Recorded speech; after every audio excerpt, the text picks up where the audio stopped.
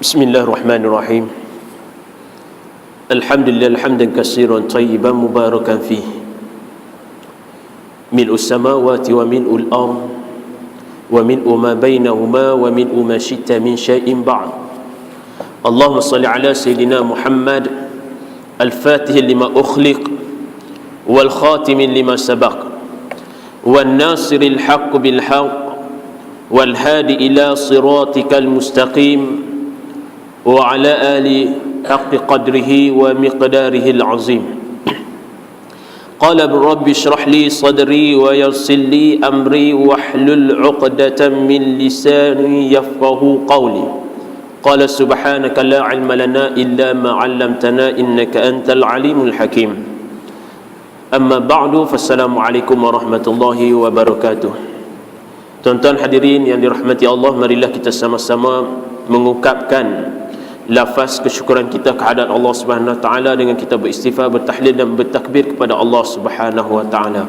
Astaghfirullahal azim allazi la ilaha illa huwal hayyul qayyum wa atubu ilaihi. Astaghfirullahal azim allazi la ilaha illa huwal hayyul qayyum wa atubu ilaihi. Astaghfirullahal azim allazi la ilaha illa huwal hayyul qayyum wa atubu ilaihi. Subhanallah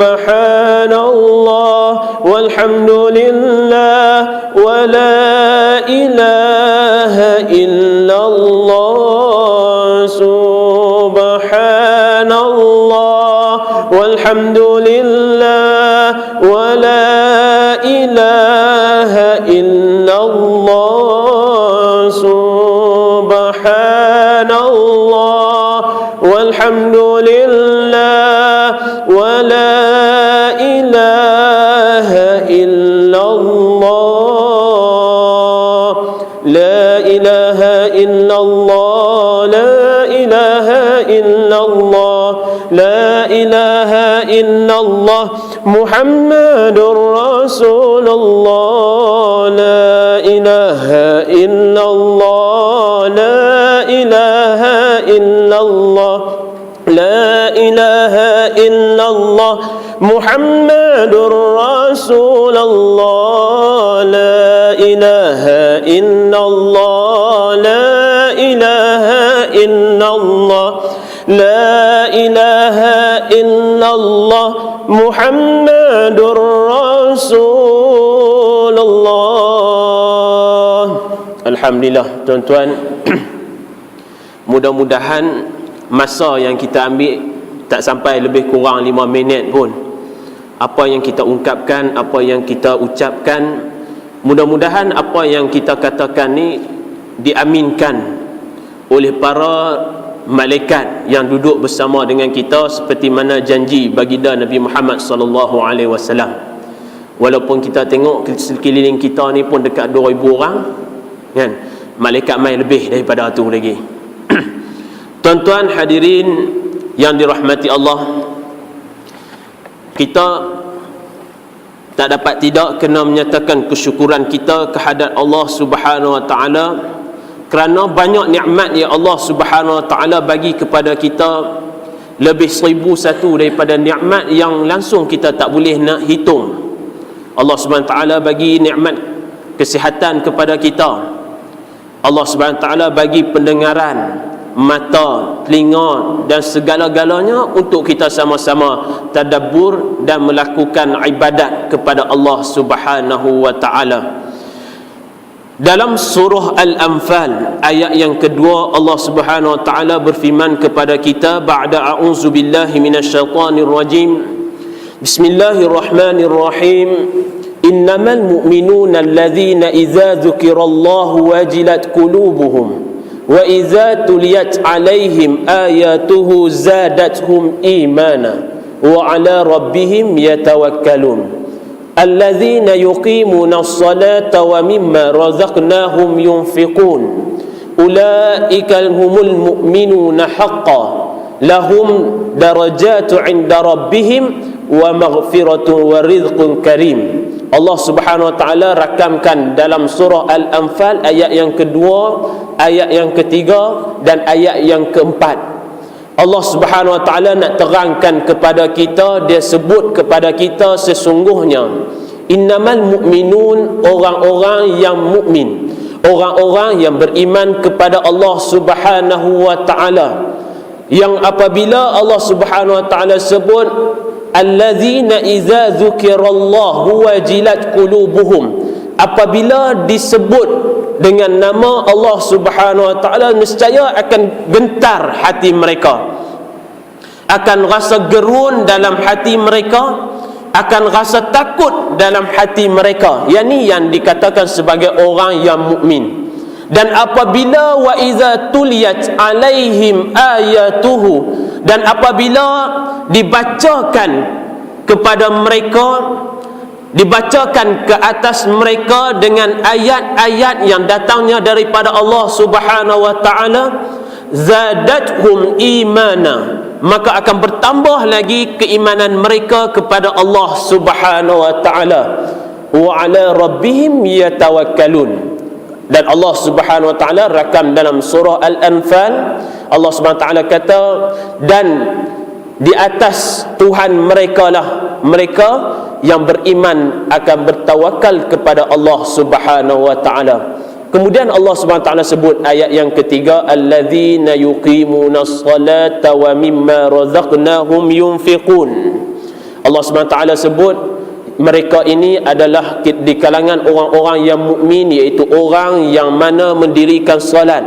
Allazina yuqimunas salat wa mimma razaqnahum yunfiqun, dan daripada rezeki-rezeki yang kami anugerahkan bagi mereka, mereka akan infakkan, akan keluarkan di jalan Allah Subhanahu wa taala. Maka ayat yang keempat daripada surah Al-Anfal, Allah Subhanahu wa taala sebut kepada kita, dan mereka inilah ulaika humul mu'minuna haqqan. Allah Subhanahu wa taala takkid lagi, bagi peringatan yang cukup kuat bahawanya mereka inilah orang-orang yang mukmin yang sebenar-benar di sisi Allah Subhanahu wa taala. Lahum darajat, maka bagi mereka Allah Subhanahu wa taala memberikan beberapa darajat, mengira beberapa darajat di sisi Allah Subhanahu wa taala. Lahum darajatu 'inda rabbihim wa maghfiratun wa rizqun karim, dan juga Allah Subhanahu wa taala memberi keampunan serta rezeki yang mulia daripada sisi Allah Subhanahu wa taala. Tuan-tuan yang dirahmati Allah, apa yang kita boleh ambil intisari daripada ayat surah Al-Anfal, ayat yang kedua, ayat yang ketiga dan ayat yang keempat ini? Tak lain tak bukan seseorang yang Allah Subhanahu wa taala sebut kalau dia ni orang yang mukmin, maka apabila dia sentiasa membaca Al-Quran, ataupun dia ni sentiasa dibacakan Al-Quran kepada dia, apabila dia sentiasa dengar Al-Quran, ataupun tiba-tiba ada orang yang baca Al-Quran kepada dia, dengar nama Allah Subhanahu wa taala, maka hati dia akan meronta-ronta, akan sentiasa rasa takut dan gelabah untuk nak bertemu dengan Allah Subhanahu wa taala nanti. Inilah yang dikatakan orang mukmin yang sebenar di sisi Allah Subhanahu wa taala. Tapi hari ini tuan-tuan, kita cek tengok diri kita, kita muhasabah diri kita, tengok sama-sama. Bukan kata tuan-tuan saja, saya sendiri pun. Kalau kata orang baca Quran dekat kita, agak-agak kita rasa macam mana? Nak tahu kita punya iman kita, adakah kita ni duduk dalam keadaan iman yang sebenar yang dikatakan oleh Allah Subhanahu wa taala dalam surah Al-Anfal ni, iaitu mereka-mereka ini adalah humul mu'minuna haqqan, orang mukmin yang sebenar. Apabila disebut nama Allah Subhanahu wa taala, hati mereka akan gentar. Apabila dibacakan ayat Al-Quran, mereka punya keimanan akan lebih bertambah. Agak-agak kita setara mana? Setara mana orang Kelantan kan? Agak-agak kita kat mana hari ini? Adakah orang baca Quran dekat kita ataupun kita baca Quran kita akan rasa Allahumma, satu rasa takut, hati kita akan rasa gentar, hati kita akan rasa sentiasa lebih menambah keimanan kepada Allah Subhanahu wa taala apabila dibacakan hadis-hadis Nabi Muhammad sallallahu alaihi wasallam. Adakah kita akan rasa kita ni di mana di sisi Nabi Muhammad sallallahu alaihi wasallam? Di manakah kita ni di sisi Allah Subhanahu wa taala? Biasa tak kita sama-sama, bukan tuan-tuan saja, saya sendiri pun kadang-kadang tu bila kata ada orang baca ayat Al-Quran, kadang-kadang kita rasa satu benda yang tambah-tambah kalau baca kita faham dengan apa yang orang sebut tu kan. Baca ataupun kita baca dengan tafsir-tafsir Al-Quran hari ni lagi mudah, mereka buat dah, sediakan tafsir yang kecil, senang kita nak bawa pergi mana, buka sambil baca sambil tengok helaian-helaian. Bagaimana Nabi Muhammad sallallahu alaihi wasallam dalam kitab kita Syama'il sebelum ni pun dia kata qad shibtu min hudi wa akhatuha, kan, bahwasanya aku ni beruban, rambut aku banyak uban dengan sebab aku ni duk baca dengan surah Hud, amma yatasaalun, dan juga adik-beradik dia antara surah Hud, amma yatasaalun, abasa wa tawalla, semua yang tentang ayat-ayat yang menceritakan hari-hari yaumul qiyamah, hari-hari akhirat. Dalam surah Amma Yatasa'alun saja pun duk cerita bagaimana berlakunya hari kiamat, hari kebangkitan. Bagaimana dalam surah Al-Haqqah dan sebagainya, semua disebutkan oleh Allah Subhanahu wa taala. Nabi Muhammad sallallahu alaihi wasallam ada satu kisah dia panggil Sayyidina Abdullah ibnu Mas'ud, suruh mai masuk dekat dia, tolong baca Quran. Walaupun Nabi ni adalah orang yang pandai dan paling aqra dalam baca Al-Quran, tapi dia panggil seorang sahabat dia Ibnu Mas'ud dengan sebab suara yang ada pada Ibnu Mas'ud, Allah SWT bagi kelebihan dekat dia. Dia pandai baca Al-Quran dan suara dia sedap, dan juga dia pandai dalam menafsirkan Al-Quran. Dan juga Abdullah Ibnu Mas'ud ni dia pandai dalam kiraat yang pelbagai kiraat. Jadi Nabi pernah panggil dia sekali, dia baca dalam surah An-Nisa ayat yang ke-41. Bagaimana yang dia baca kepada Nabi Muhammad sallallahu alaihi wasallam, fa kaifa iza ji'na min kulli ummatin bisyahid wa ji'na bika ala haulahi syahida. Bagaimana Allah Subhanahu taala sebut dalam surah An-Nisa ayat yang 41 ni, yang mana yang dia sebut kepada Nabi Muhammad, khusus kepada Nabi Muhammad sallallahu alaihi wasallam, yang mana ayat tu bermaksud fa kaifa iza ji'na min kulli ummatin bisyahid. Bagaimanakah ketika itu, ketika yaumul qiyamah nanti di padang mahsyar, apabila datangnya bagi setiap golongan-golongan umat-umat Nabi itu, bagi mereka ada seorang daripada syahid, ada saksi bagi setiap golongan tu. Ada golongan iaitu rasul yang diutuskan oleh Allah Subhanahu wa taala. Kemudian bagi setiap golongan yang dihimpunkan di padang mahsyar, wajibna bika ala haula'i syahida. Allah Subhanahu taala sebut kepada Nabi Muhammad yang depa yang semua-semua yang dihimpunkan di padang mahsyar, bagi setiap umat tu dia ada dia punya rasul yang akan jadi ketua dia. Tetapi bagi setiap ketua rasul itu, maka wajibna bika ala haula'i syahida.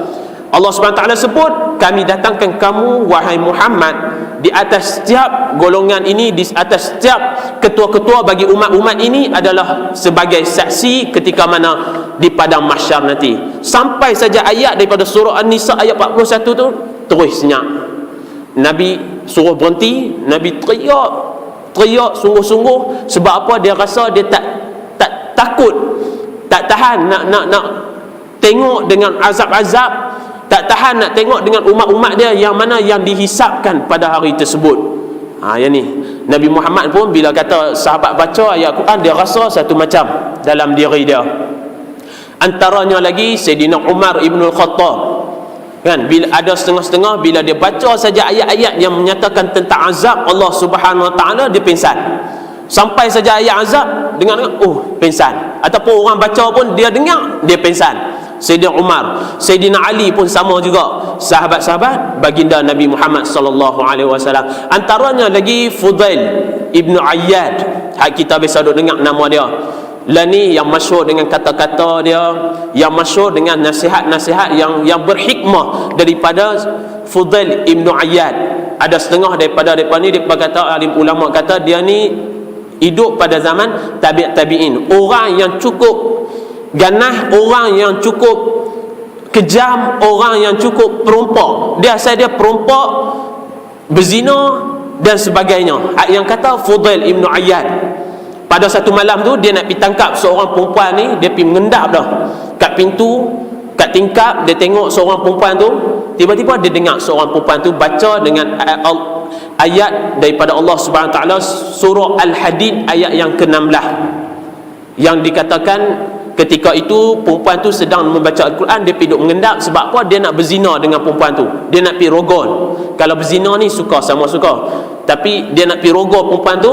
Kemudian datang ayat ni sampai dekat surah Al-Hadid ayat yang ke-16 ni, perempuan tu pun baca, alam ya'ninil ladzina amanu an taqsha'a qulubuhum li dzikrillah wa ma nazala minal haqq ila akhiril ayah. Tak tahukah, dia kata alam ya'nil ladzi, tak sampai lagi kah kepada kamu ni, tak sampai lagi kah waktu kepada kamu wahai umat Nabi Muhammad sallallahu alaihi wasallam, lilladzina amanu, untuk kamu ni beriman, an takhsha'a qulubuhum, dan kamu ni merasa khusyuk untuk nak mengingati Allah Subhanahu Wa Taala. Rasa khusyuk dalam diri kamu, qulubuhum li zikrillah, untuk kamu tetap mengingati Allah Subhanahu Wa Taala, wa ma nazala minal haq, dan juga apa-apa yang telah diturunkan daripada Allah Subhanahu Wa Taala. Yang dikatakan Fudail bin Iyad ni, apabila dia dengar ayat tu, dia teriak, dia balik, dia bertaubat dengan sebenar-benar taubat, sehingga kan dia ni menjadi kibarul ulama. Nama dia sentiasa disebut-sebut dan kata-kata hikmah dia dikutip oleh alim ulama. Tuan-tuan hadirin dan hadirat yang dirahmati Allah, hadirat tak tahu ada ke surau ni? Selok habis. Ada tak? Tak tahu no? Tak apalah. Ada tak ada tak apa. Kan?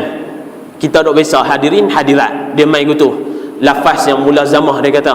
Lazim dengan malzum. Bila hadirin hadirat kan, sebut pi lah. Tu kadang-kadang terlepas juga duk khutbah pun. Kan? Hadirin dan hadirat yang dirahmati Allah. Tak ingat pula lah. Kat Malaysia tak ada hadirat. Tuan-tuan hadirin dan hadirat yang dirahmati Allah, dia pergi juga lagi. Duk kata dalam duk jaga tu. Hadirin saja kot malam ni. Dia nak kata apa kat kita? Yang pertamanya, hati kita kena jaga. Hati adalah satu anugerah yang paling besar yang Allah Subhanahu Wa Taala bagi kepada kita. Iza salahat, Nabi Muhammad sallallahu alaihi wasallam sebut dalam hadis dia, ada satu benda ni, iza salahat salaha jasadu kulluh, wa iza fasadat fasadat jasadu kulluh, wa hiya al-qalb. Ala wa hiya qalb. Nabi sebut ada satu benda, ada satu daging dalam diri kita, apabila rosak daging tu, maka rosaklah segala perbuatan kita. Kita akan buat maksiat dan sebagainya. Apabila baik, maka baiklah. Maka Nabi sebut yang tu adalah hati kita. Kalau hati kita gelap, hitam, langsung kalau orang cakap satu benda yang benar, kita tak boleh terima. Kalau orang baca Al-Quran kepada kita, kita tak boleh nak rasa satu detakan ataupun satu ketukan dalam pintu hati kita. Nescaya kita tahulah diri kita ataupun hati kita telah digelapkan oleh maksiat-maksiat kepada Allah Subhanahu Wa Taala. Tak payah pijuh pun, kita tengok tentang pemakanan kita, cukuplah hari ni kan. Tambah-tambah orang Malaysia ni cukup pelik-pelik. Kalau nak buat tom yam, jenuh tunggu. Sebab apa? Nak kena potong daging. Dia campur habis semua dalam tu kan, tom yam. Bubuh daging, bubuh pi udang sikit, bubuh sotong potong pula, serai pi rincih, serai bubuh pula dalam tu, bawang merah, bawang putih, semua duduk tu gabung pi sekali, makan pula kan. Makanan lagi, char kway teow, pelik-pelik hari ni. Kena pula pi kat mana-mana kedai-kedai jual nasi kandang kan, bubuh kuah campur, dia bubuh kuah ni, kuah ni, kuah ni, kuah ni. Kita ya, orang Malaysia kita. Dengan sebab tu banyak yang kita tengok orang Malaysia ni, dia sama dia ramai yang hati dia tu tak apa nak cantik mana. Kadang-kadang tu dia pergi duk pi dengki dekat kedai sebelah ni. Sebab orang lain, tambah-tambah belah negara Arab, kalau kita pi pun depa makan depa simple, mudah. Yang paling payah sekali orang Malaysia kita. Bukan orang Malaysia lah, orang Asia kita. Sebab dia masak tu macam-macam. Tambah Asia kita ni lagi lah teruk kan. Malaysia kita makanan cukup macam-macam. Allah Subhanahu Taala sediakan. Memang yang tu adalah nikmat-nikmat yang kita tak boleh nak sangka dan kita tak boleh nak kira. Semua itu adalah nikmat daripada Allah Subhanahu Taala. Cuma pemakanan kita kalau tak jaga, hari ni nescaya dia akan menggelapkan hati kita sehingga tak rasa desakan ataupun ketukan daripada ayat Allah Subhanahu Wa Taala. Siapa bisa fikir hari ni Kan dulu satu ketika dahulu kalau setiap pasu tu orang duk bubuh bunga, tapi hari ni pasu orang pergi bubuh aiskrim. Siapa duk biasa dengan kan? Siapa ada yang terfikir nak kata kreatif dia? Kreatifnya orang kita, pasu asal dia orang duk bubuh bunga, hari ni bubuh aiskrim pergi duk makan dalam tu. Kan depa hantar pergi WhatsApp pula, lah ni depa bubuh dalam lesung batu, tak tahu kedai mana. Kan lesung batu pun ada, dalam congkak pun ada lah ni. Buh pergi dalam congkak satu lubang dia ada banyak kan, 7 sebelah, 7 ni 7 14 15 16 lebih kurang 16 kot pergi bubuh dalam tu. Aiskrim bubuh dalam tu. Siapa biasa fikir. Tapi tak tahulah yang tu mungkin depa nak buat parodi ke apa kan. Yang tu yang duk kata dekat anak murid lah ni, apa lah ni duduk Malaysia ni kita buat benda pelik, insya-Allah akan lakulah benda tu. Try buat tengok aiskrim lepas ni pergi bubuh dalam kepiah. Mana kata orang beli-beli sekali dengan kepiah-kepiah dapat free. Try. Mana tahu kan. Orang surah husna try pergi bubuh tengok. Buah aiskrim dalam ni jual pergi tepi jalan tengok kok laku. Kepiah pula buah warna-warni punya. Laku habis semua. Tak boleh buah dalam kepiah, kata kat depa try pergi bubuh dalam. Takut kepiah mahal sikit, bubuh dalam ni anak tudung. Kan beli sekali dengan anak-anak tudung. Tak pun bubuh pergi dalam helmet hari ni. Mana tahu kok jadi. Sebab apa? Pemakanan kita. Tuan-tuan hadirin dan hadirat yang dirahmati Allah, ingat pesan Imam Ghazali rahimahullah ta'ala. Dia sebut dalam kitab dia Minhajul Abidin, ada dalam kitab dia Ihya Ulumuddin pun dia sebut antaranya pesanan 6 pesanan Imam Al-Ghazali antara kita. Sebab kita kadang-kadang bila tengok orang kita rasa sakit hati, kadang-kadang kita tengok orang tu kita rasa kita lebih hebat daripada orang tu. Cara kita nak jaga hati kita macam mana? Maka Imam Ghazali rahimahullah ta'ala dia pesan kepada kita, kalau kita nak jaga hati kita, kita tak mau hati kita ni duk kata ke orang, duk fikir satu benda yang menyakiti hati orang, ataupun hati kita ni kita duk fikir kita lebih pada orang. Kita nak jaga diri kita daripada sifat-sifat sum'ah hati kita ni, daripada sifat-sifat takabur, riak dan sebagainya. Maka Imam Al-Ghazali rahimahullah ta'ala disebut kepada kita, kalau kita jumpa kanak-kanak ataupun budak-budak yang lebih kecil daripada kita umur dia, maka kita anggaplah mereka ini lebih mulia daripada kita, kerana mereka ni masih kecil dan tidak banyak dosa yang dibebani oleh mereka. Cara Imam Ghazali dia letak dalam kitab dia nak bagi tahu kat kita cara kita nak jaga diri kita, hati kita, nak prasangka buruk kepada orang. Sebab hari ni hati yang cukup payah. Tengok orang tu sikit kita dah rasa. Dengan sebab perasaan hati, tengok orang kaya sikit kita dah rasa lain dah. Tengok orang senang kita rasa lain dah. Tengok dia tu lebih sikit pada kita, daripada sudut duit pendapatan dia pun kita dah rasa lain dah. Kita tengok orang ada ilmu sikit kita dah rasa lain dah. Kan hari ni tengok dapat tak dapat, duduk tak duduk, tengok keluar api. Dua orang sama-sama datuk tu kan, Duke, Datuk Ustaz Kazim Ilyas, Duke ada apa panggil. Datuk Ustaz Kazim Ilyas dengan seorang lagi Datuk Mufti kita. Duduk tak duduk, yang ni kata kat yang ni, yang ni kata kat yang ni kan. Bukan sama-sama kata, mana kata hak ni pun kata tak boleh masuk. Sebab apa? Sebab duk keluarkan hadis palsu.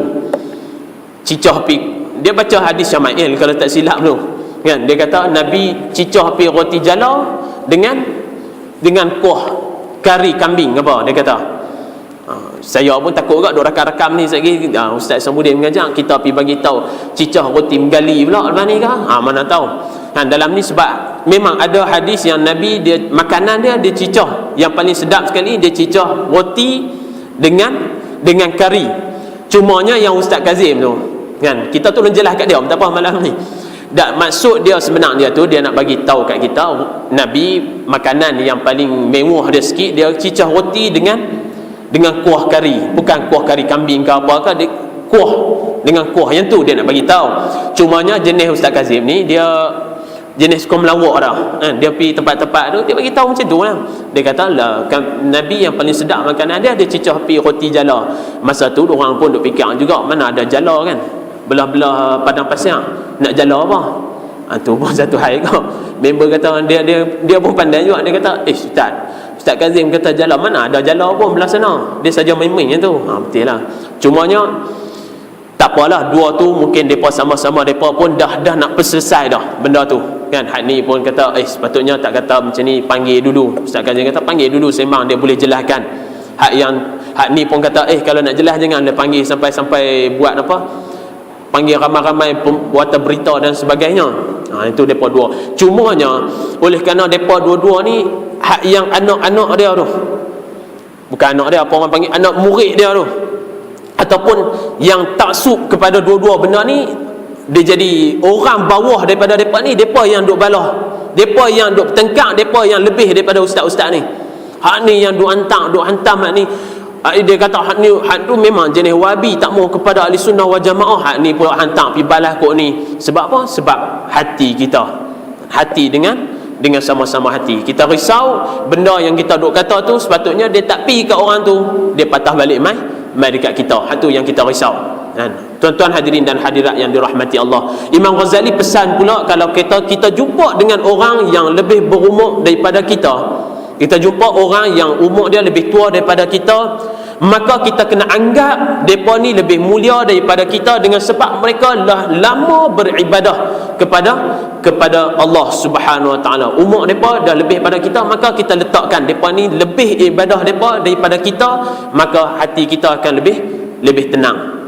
Ni dak tengok orang tua-tua tu, dia pun dia kata dia tu bila nak mati tak tahu. Kadang-kadang dia kata, ataupun dia kata dia tu mayang pun tak, mana tahu kawan ni bukan semayang sini, dia pergi semayang tempat lain ke.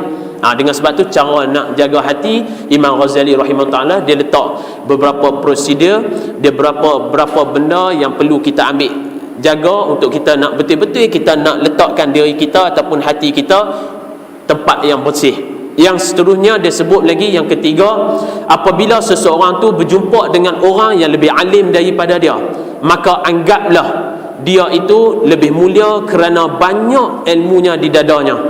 Kalau jumpa, walaupun hatta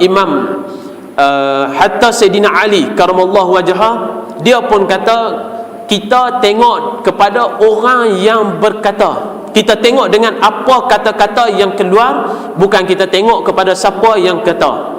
Kita tengok apa yang dia cakap. Jangan kita tengok kepada man qala. Tak ingat dah kata-kata dia. Sayyidina Ali dia sebut kepada kita, kalau kita nak tengok, kita tengok dengan apa yang dia cakap dan bukan tengok kepada tuan dia. Sebab apa? Kalau kita tengok pada tuan dia, kadang-kadang orang yang lebih muda daripada kita, dia lebih ada ilmu lebih daripada kita. Kalau kita tengok daripada sudut usia, kadang-kadang orang tu dia lebih kecil daripada kita. Hatta kalau kita tengok dalam perundangan Islam, dalam daripada sirah-sirah para sahabat, Sayyidina Abdullah ibnu Abbas radhiyallahu anhu, pada zaman pemerintahan Sayyidina Umar ibn Khattab, dia antara ahli-ahli syura yang akan dimasukkan, dan satu-satu keputusan itu tidak akan dikeluarkan melainkan adanya Abdullah ibn Abbas pada usia yang muda. Sebab apa? Sebab dia alim dalam mentakwil ayat-ayat Al-Quran.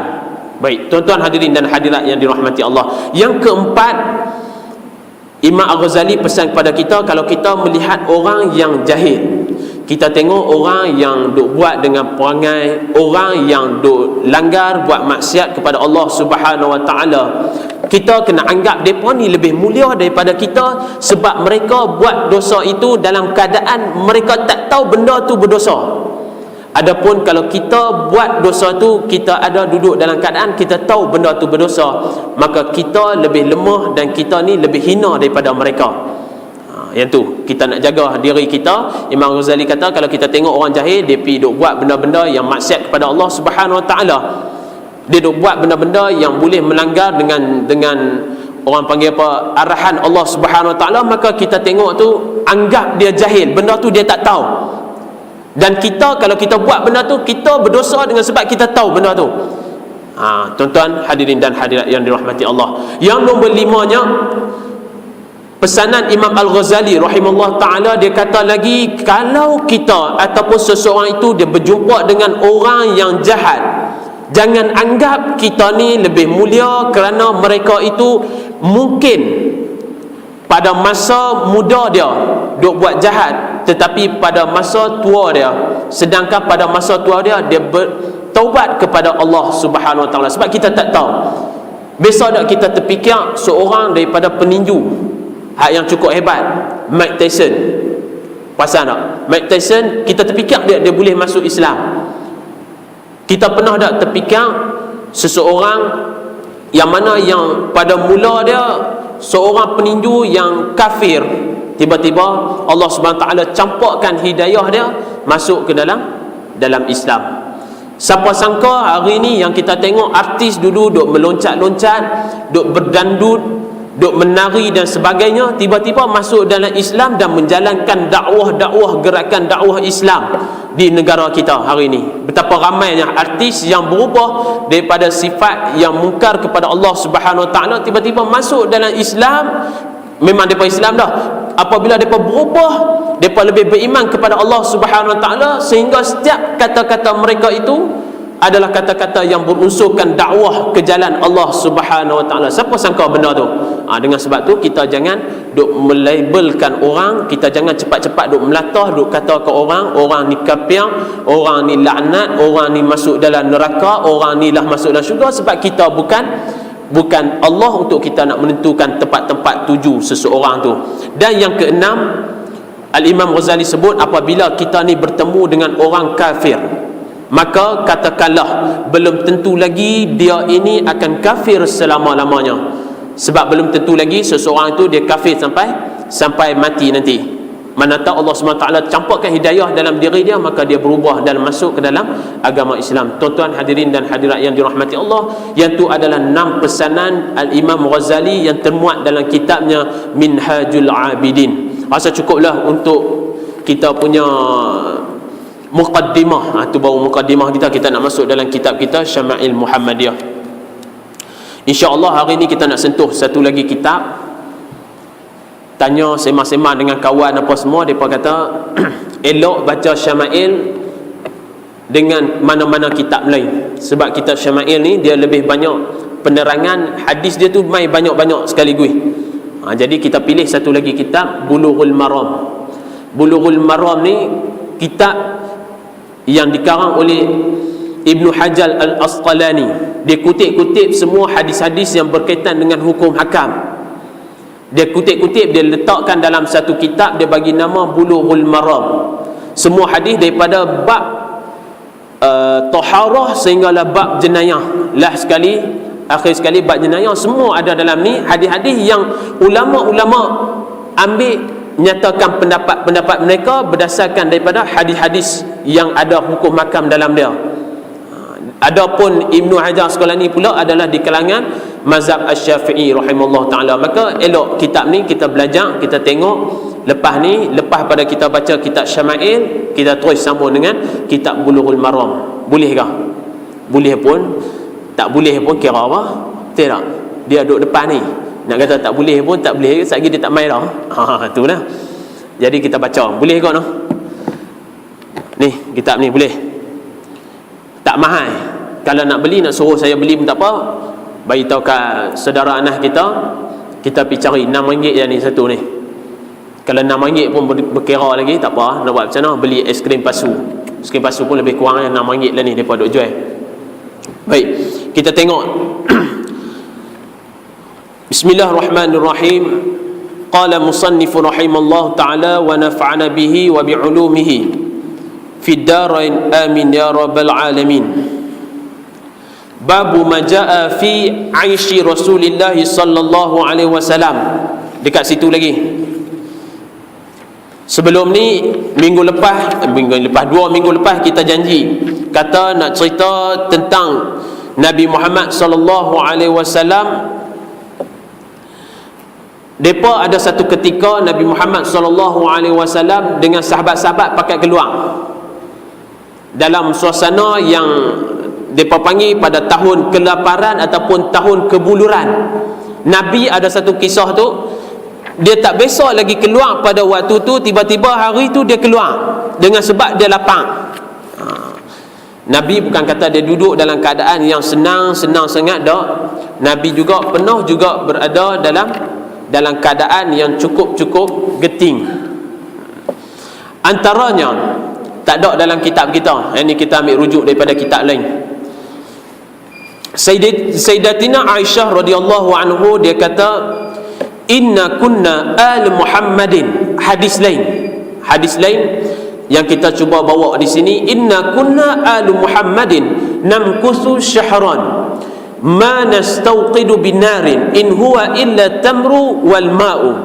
Sesungguhnya Sayyidina Aisyah kata, kami ni keluarga Nabi Muhammad sallallahu alaihi wasallam pernah tidak menyalakan api di dapur kami untuk memasak masakan. Sebab apa? Kami tidak ada apa-apa pun melainkan tamar dan juga air sejuk. Ini antara hadis yang menyatakan Nabi Muhammad SAW bukan di kalangan orang yang sentiasa duduk dalam keadaan-keadaan yang senang lenang.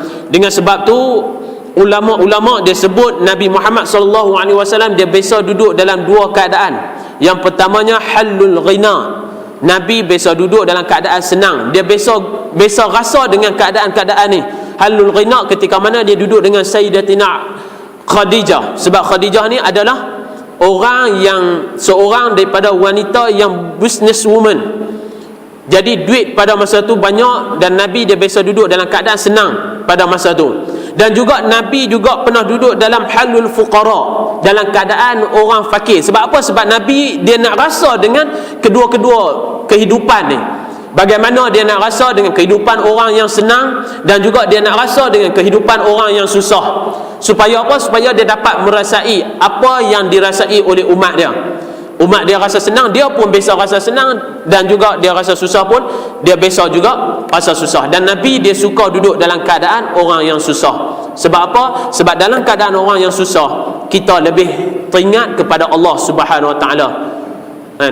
Dalam keadaan kita hari ini pun, kalau kita duduk dalam keadaan yang susah, kita akan teringat kepada Allah SWT. Kalau kata duduk dalam keadaan senang, kita lupa pergi dekat Allah SWT.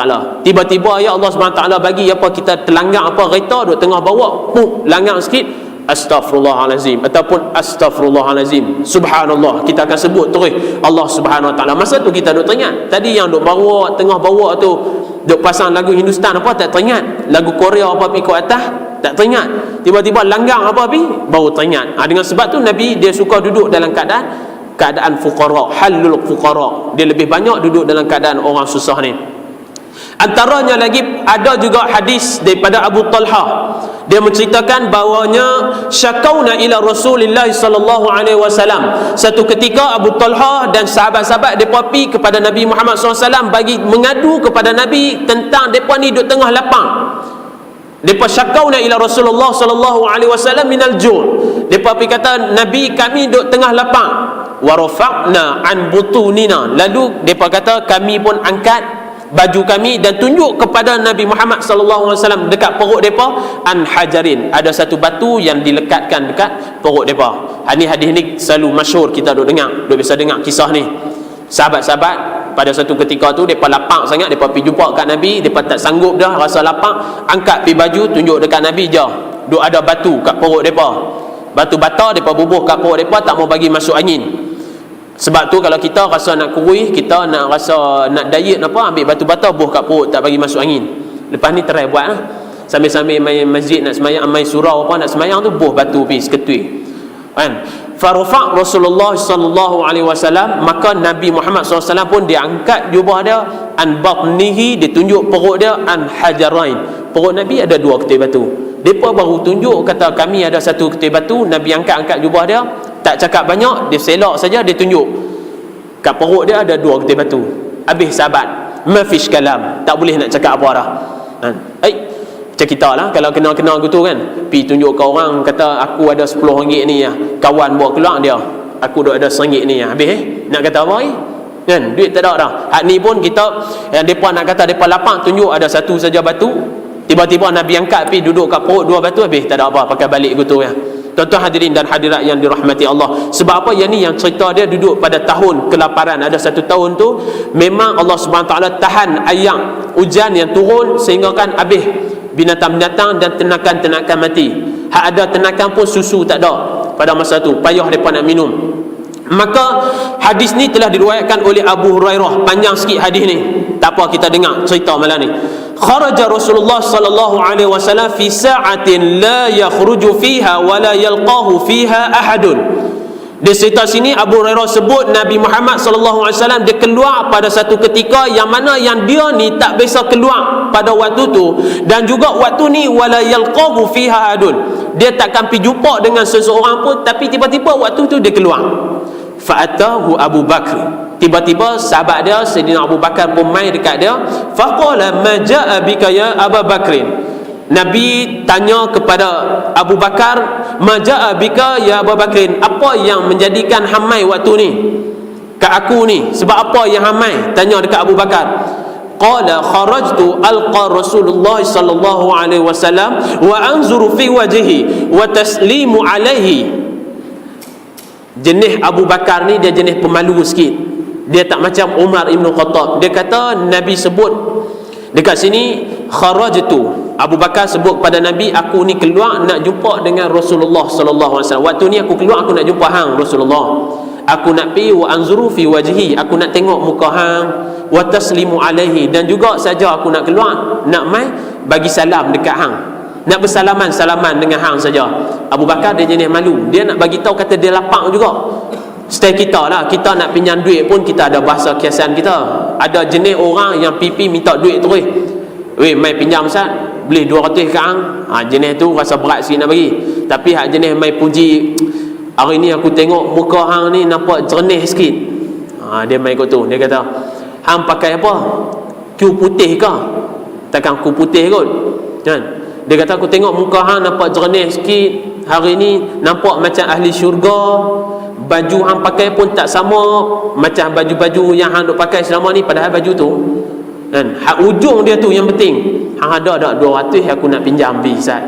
Yang tu yang selalunya kan dia puji-puji dulu. Tapi Sayyidina Abu Bakar pun macam tu juga. Dia nak bagi tahu kata dia lapang, tapi dia kata aku saja keluar ni aku nak mai tengok hang Rasulullah, nak salam dengan hang, dan juga dia kata aku ni nak keluar ni dengan sebab nak melihat muka hang. Kemudian falam yalbas an jaa Umar, tak lama kemudian sahabat Nabi yang nama Umar bin Khattab pun mai. Maka faqala ma jaa bika ya Umar, Nabi tanya hang ni mai sebab apa Umar?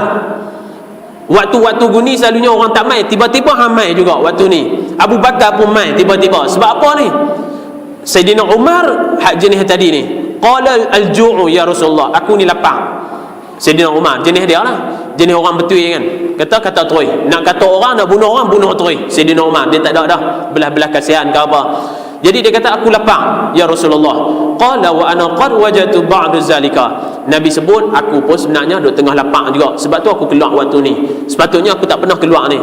Maka fantalaqu ila manzili Abil Haitham ibn Tayyah al-Ansari, maka depa 3 orang daripada sahabat Nabi ni, Nabi, Sayyidina Umar dan Sayyidina Abu Bakar, depa keluar pi ke rumah Abi Haitham ibn Tayyah al-Ansari. Keluar tiga-tiga pi ke rumah Ibn Haitham ni. Sebab apa? Wa kana rajulan kathiran nakhil wal sya'i, seorang sahabat yang nama dia Abi Haitham ni, dia ni seorang sahabat Nabi yang banyak daripada kebun-kebun tamar dan juga kambing-kambing di kalangan orang yang kaya ketika tu. Walam yakun lahu khadamun, tapi dia ni tak ada khadam, tak ada hamba untuk dia nak buat kerja dengan dia. Falam yajidu, depa sampai-sampai depa tengok-tengok dia tak ada. Faqalu li imraatihi, maka Nabi Muhammad sallallahu alaihi wasallam tanya kepada isteri dia, aina sahibuk, mana dia tuan dia ni, ataupun mana dia suami hang ni? Faqalat intalaqa yasta'zibu lana al-ma'a, dia keluar untuk nak ambil air kepada kami. Dia bagi tahu, isteri dia kata tuan rumah ni tak ada, sahabat Nabi nama Abu Haitham ni tak ada. Sebab apa? Dia keluar pergi ambil air. Dulu rumah dulu-dulu pun zaman Nabi pun depa antara tandah dengan rumah pun jauh. Kita pun biasa duduk satu ketika dahulu. Penyak tak zaman tu? Zaman hak yang rumah dengan jamban duduk jauh-jauh. Yang tu zaman paling romantik sebenarnya tuan-tuan. Zaman hak kita dengan ayah kita, kita dengan mak kita, kita akan jadi lebih rapat lagi. Saya tak ada lah waktu tu sebab duduk dekat taman lah. Cumanya rumah tu belakang tu dia ada jamban kan, tapi duduk dalam rumah juga, cuma ada pintu pagar, dia kena keluar pintu dulu baru buka, tapi duduk dalam kawasan rumah juga. tadan masa tu. Cuma kalau balik kampung, memang kena turun tangga pi ke tandah.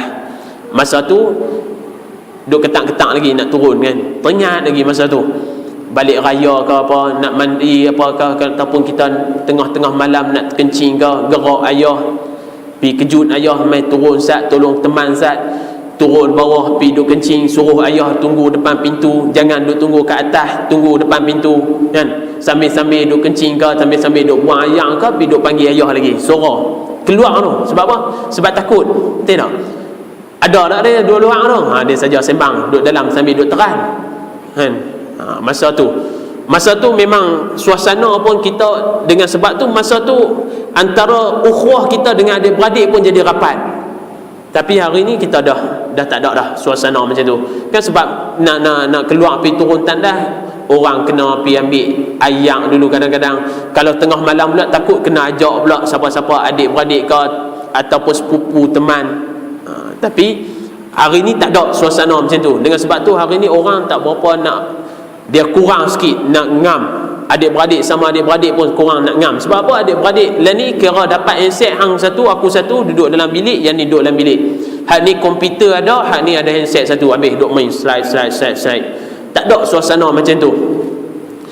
Kemudian bila kata Nabi nak tengok benda tu, ayam yang tadi sahabat tadi dia pergi ambil ayam, falam yalbasu an jaa Abul Haisam. Tak lama kemudian datang Abu Haisam tadi tu bi qurbatin, yang bawa ayam, yaz'abuha fa wada'ah, maka dia letak. Summa jaa yaltazim Nabi sallallahu alaihi wasallam. Bila kata tu dia mai tu, dia duduk pi dekat terus dengan Nabi Muhammad SAW. Dia tengok Nabi mai, dia seronok. Dia rasa seronok sebab Nabi mai nak melawat dia ataupun nak mai buat apa ni.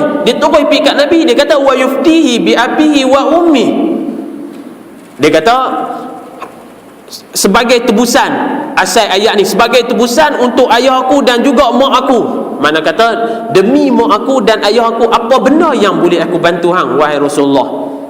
Jenis sahabat ni. Dengan sebab tu Nabi Muhammad SAW dalam hadis dia sebut la yu'minu ahadukum hatta akuna ahbu ilaihi.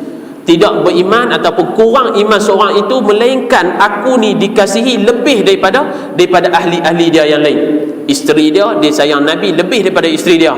Walaupun dia sayang isteri dia, dia sayang anak dia mesti sayang anak dia, tapi Nabi mesti lebih lagi daripada anak dia. Yang tu orang yang betul-betul beriman kepada Allah Subhanahu Wa Taala. Sahabat-sahabat dulu macam tu.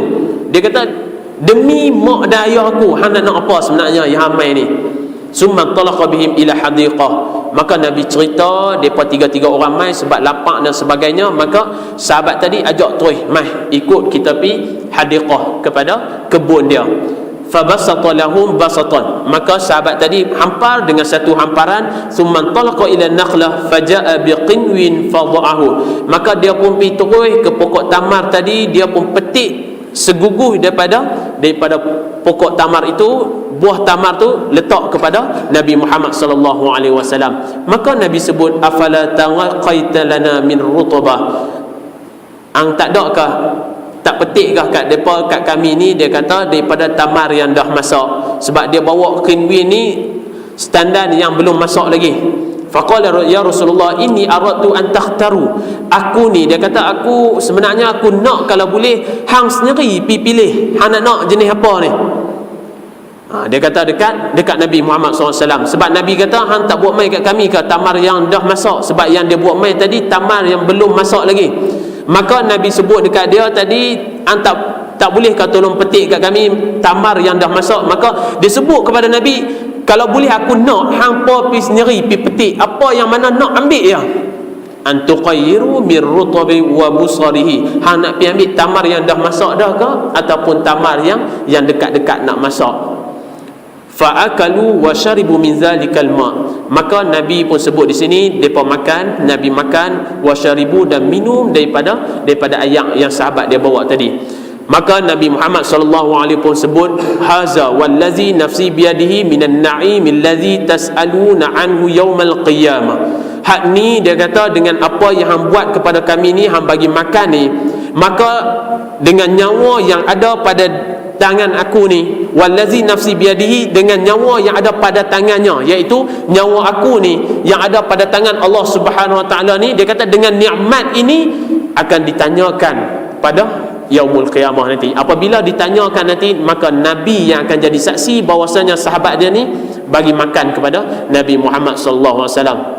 Maka Nabi berdoa kepada dia, zillu baridun, maka dengan sebab hang bagi pada ni, di hari kiamat nanti hang akan duduk di bawah bayang-bayangan yang barid, yang sejuk, di mana pada padang mahsyar nanti yang kita biasa dengar matahari akan duduk sejengkal nanti. Nabi doa dekat dia, masa tu akan ada bayang-bayang yang sejuk akan melindungi hang, wa rutabun tayyibun, dan bila dimasukkan dalam syurga nanti Allah SWT akan hidangkan dengan rutab, dengan tamar yang lebih baik daripada ni, wa ma'un baridun, dan juga air yang lebih baik, yang sejuk.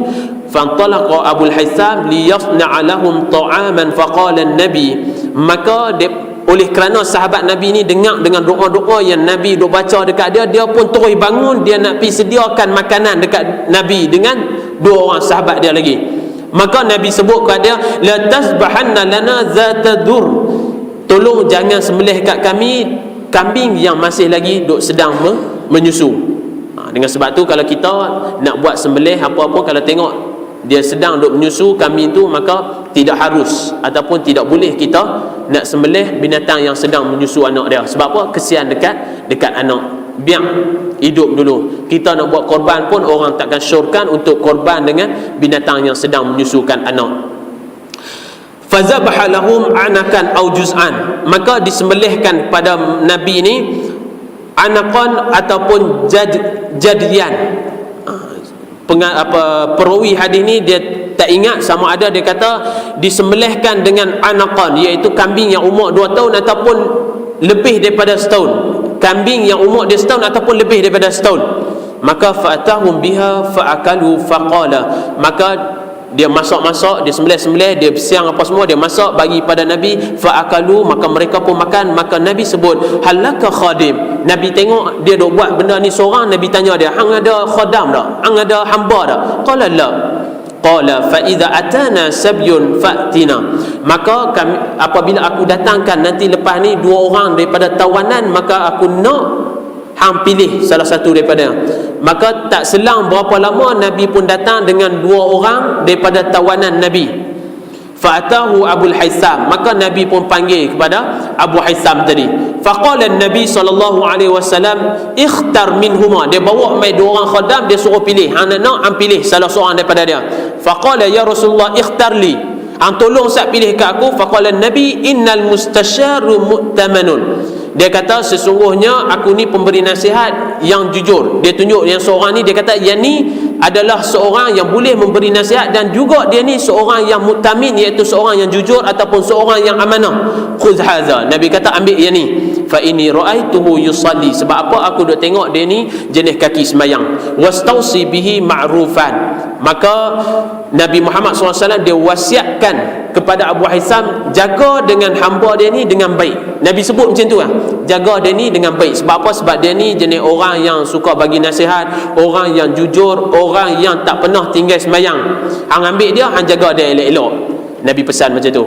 Maka Abu Haytham pun balik ke rumah dia, jumpa dengan bini dia. Fa akhbaraha biqauli Rasulullah, dia pergi cerita dengan apa yang Rasulullah sallallahu alaihi wasallam cerita kepada dia.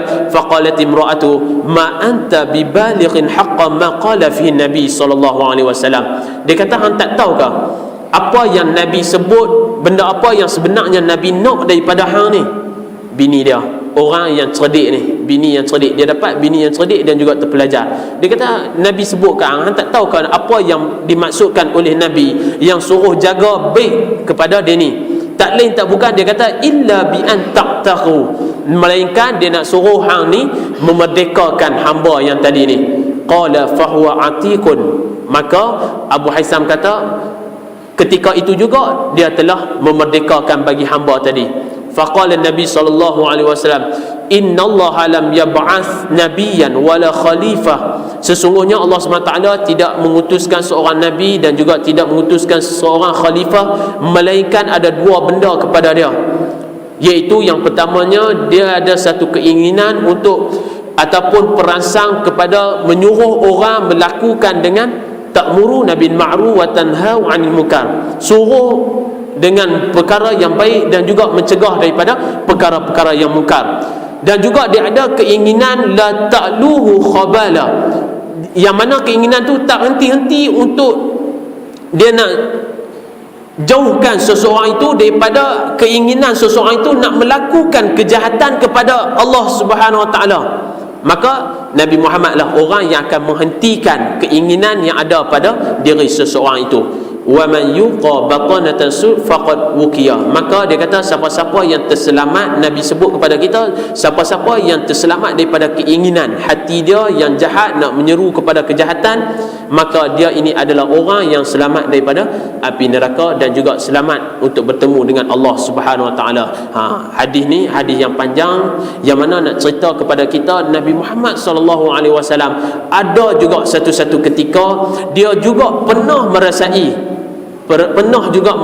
dengan derita yang mana yang dia ni tak cukup makanan dan juga sahabat-sahabat. Tuan-tuan hadirin dan hadirat yang dirahmati Allah, hadis yang seterusnya qala hadatsana Qutaibah hadatsana Ja'far bin Sulaiman الضبعي عن مالك بن دينار قال ما شبع رسول الله صلى الله عليه وسلم من خبز قط ولحم إلا على ضفا. Dia kata di sini bahwasanya Rasulullah sallallahu alaihi wasallam tidak pernah sekalipun kenyang memakan roti ataupun daging melainkan jika dia makan dalam keadaan dhafaf. Dhafaf ni buat kenduri makan ataupun makan beramai-ramai. Tuan-tuan hadirin dan hadirat yang dirahmati Allah, dalam hadis lain pun Nabi ni yang kata dia makan kenyang ni pun hanya penuhi dengan 2/3 daripada perut dia saja. Kalau kita ni pakai penuh gitu, kadang-kadang tu kan ekor mi pun terjengui keluar, punya penuh sumbat-sumbat sampai mi punya ekor pun tak boleh nak masuk dah kan, jengui keluar lagi ke rengkung kita, punya duk pulun telan. Tambah-tambah hari puasa, hari raya ataupun bulan puasa, dia makan dia tak boleh makan siang, dia telan banyak.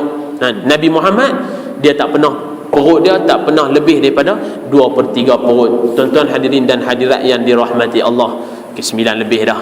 Duk rasa nak baca kitab tu pun tak berapa dah. Nak pi lagi ke? Rasa cukup dulu. InsyaAllah minggu depan kita terus buka kitab ni, kitab Bulughul Maram. Kita akan baca ambil hadis Syama'il Muhammadiyah, kemudian kita akan sambung kepada kitab Bulughul Maram. Bulughul Maram ni dia cerita kepada kita tentang, tadi kita dah bagi tahu, dia cerita kepada kita tentang hadis-hadis, dia buat mai hadis-hadis yang berkaitan dengan hukum makam.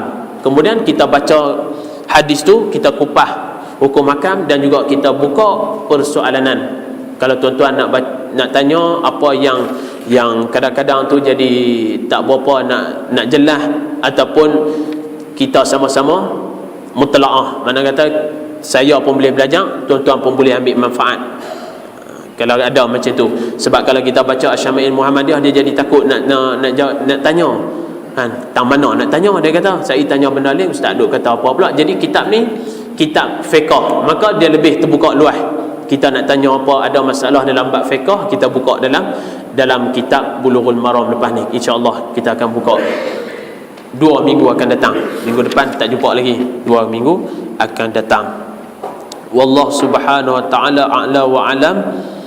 Ada apa yang baik itu datangnya daripada Allah, dan apa yang buruk itu datangnya daripada diri sendiri. Walhaliyahnya tetap datang daripada Allah subhanahu wa ta'ala. Ada apa-apa kita buka saat 5 minit untuk nak tanya. Kok ada persoalan-persoalan nak tanya.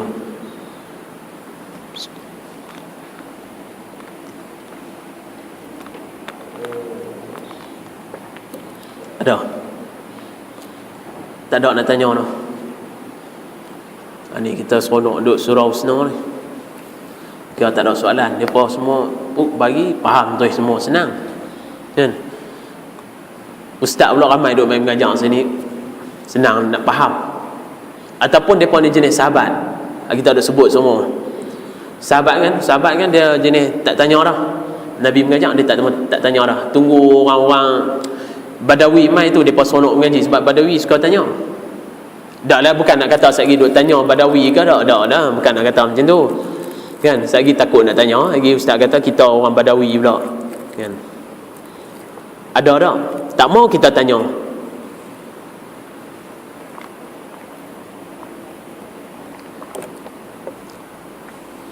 Anda bisa terbaca satu dia lebih kurang macam fatwa. kitab fatwa lah juga. Bukan fatwa, kitab yang dia buat dalam bentuk persoalanan. Dia kata apa hukum dia. Dah orang tak mau tanya, kita tanya lah, kok biasa dengar. Kita kongsi malam ni. Sikit lah 5 minit. Pakat duk tengok jam lah. Ada jam belakang. Apa hukum dia? Dia kata ada satu golongan ni, dia kata orang yang kencing berkali-kali tapi tak batal, kemudian dia kencing sekali, batal wuduk dia. Saya dengar tak? Pelik dah soalan pun bunyi sebab air hidup dalam pasu dah. Dia kencing berkali-kali tak batal, tapi bila kencing sekali batal wuduk dia.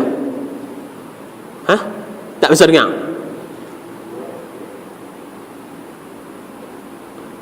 Penat agak nak jawab tu. Dah tak mau tanya sangat, kita try pergi tanya apa. Dia kencing kawan tu. Ni hebat lagi. Dia kencing kawan tengok tu.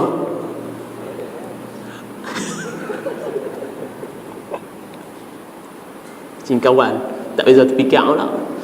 Di dalam kitab tu dia buat bentuk persoalanan sebab mungkin orang biasa tanya dekat dia, ataupun kadang-kadang Allah Subhanahu Taala dalam ulama-ulama depa nak tulis, depa nak karang tu, depa buat sembahyang hajat, kadang-kadang depa buat istikharah dan sebagainya. Kadang-kadang Allah Subhanahu Taala dia bagi satu ilmu kepada depa ni, dia panggil fardu takdir. Depa buat seolah-olah benda tu mungkin akan berlaku, ataupun benda tu tak pernah berlaku, tapi depa boleh fikir benda tu. Mana tahu kok benda tu berlaku pada zaman akan datang, maka kita akan terus rujuk, oh ada benda ni dah telah dibincangkan. Besok dah terfikir kan, kalau kata ni semua lelaki kot, kalau kata hak yang barang ma ni barang lah dalam kitab Arab ni, barang seseorang tu kan, kita duduk tengah jalan-jalan, tiba-tiba kita duduk ingat kerapuk lekor, kita ada ayat semayang, tiba-tiba kita pergi kutip, pergi pegang, batal tak ayat semayang kita sampai tahap tu. Ulama pula dalam kitab yang sama juga, dia kata kalau kata barang tu blender, orang blender dah ni, blender sampai dah ancur, sampai tak tahu dah, tiba-tiba kita ada ayat semayang, kita pergi duk pegang pula, kita tak tahu datang apa, ingat kot daging apa ke, kita pegang, tengok kat tangan, lepas tu orang bagi tahu, hampir pegang apa tu benda tu hak yang member kita punya, dia blender pi. Tak biasa terfikir tak benda ni, tapi ulama dia bubuh dalam kitab sampai tahap tu. Sebab apa? Mungkin satu hari nanti benda tu berlaku, dan hari ni pun dia ada berlaku kan. Ada kita tengok orang hantar video kena potong kan, benda tu potong pergi lempak ke tepi jalan. Kadang-kadang accident sampai tercabut benda-benda tu ada juga. Orang nak pergi kutip, orang tu ada semayang, dia pergi kutip, adakah batal yang semayang dia? Benda tu kadang-kadang kita tak apalah, nanti kita cerita sebab kita buka kitab ni ataupun malam ni. Hak yang tu satu tu kita boleh bagi jawapan. Yang tu kalau dia tu adalah khunsa muskil ni tahu kan? Tak tahu ke? Tak bisa dengar. Khunsa tahu. Khunsa muskil ni pun khunsa lah, kira khunsa. Dia muskil ni sebab apa? Sebab dua-dua benda tu dia keluar, dia boleh hidup.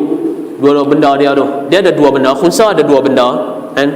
Dia ada senapang pun ada, dia ada, kalau kita kata dia pedang pun ada, sarung pedang pun ada. Yang tu mudah kan? Pedang pun dia ada, sarung pedang pun ada.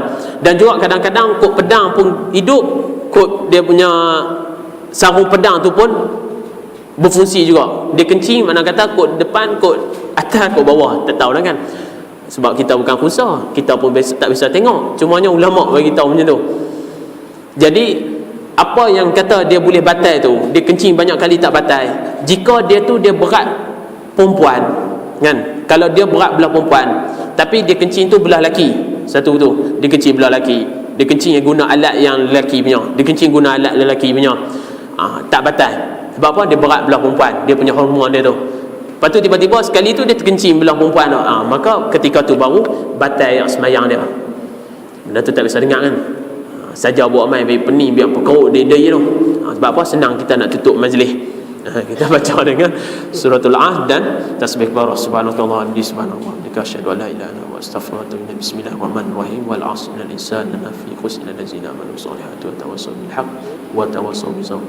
Boleh tengok rujuk dalam kitab Sulamus Sibyan. Bismillahirrahmanirrahim. Alhamdulillah rabbil alamin wassalatu wassalamu ala asyrafil anbiya'i wa ala alihi wa sahbihi ajma'in. Allahumma ja'alna jam'an hadhihi jam'an marhuma wa tafarraqna min ba'di tafarruqan ma'suma. Allahumma salli al-islam wa izzal muslimin wa salli mujahidin fi kulli makan wa fi kulli zaman. Wa sallallahu ala sayyidina Muhammad wa ala alihi wa sahbihi ajma'in. Walhamdulillah rabbil alamin. Taqabbalallahu minna wa minkum.